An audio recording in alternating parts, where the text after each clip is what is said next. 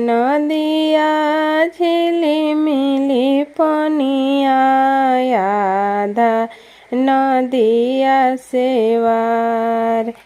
आधा नदिया झिलिमिली पनिया आधा नदिया सेवार। ओही में सुंदर हो बेटी करेली स्नान। ओही में सुंदर हो बेटी करेली स्नान। करिया स्नानवा हो बेटी झारे लंबी केस। करिया स्नानवा हो बेटी झारे लंबी केस। केसिया झारत हो बेटी लिखेली संदेश।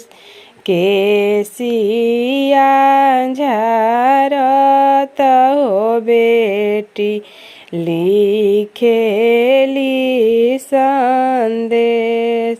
चेचरी के पतवा हो बेटी लिखेली वियोग। चेचरी के पतवा हो बेटी लिखेली वियोग। इहो चिट्ठिया दी है रे हजमा पापा जी के हाथ। इहो चिट्ठिया दी है रे हजमा चाचा जी के हाथ। जे कुछु आरजी है पापा जी आधा हउए हमार।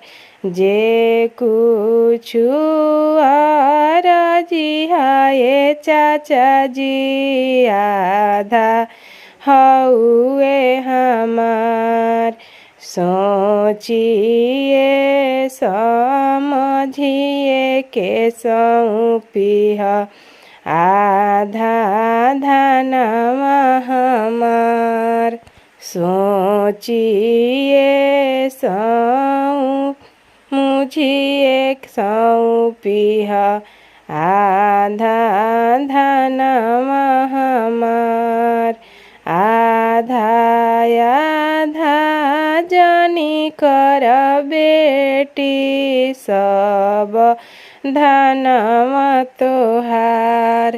आधा आधा जनी कर बेटी सब धन तोहार। परते सिंदूरवा ए बेटी भइलु हो वीरान। परते सिंदूरवा ए बेटी भइलु वीरान। आधा नदिया झिलिमिली पनिया आधा नदिया सेवार। ओही में सुंदर हो बेटी करे आसना।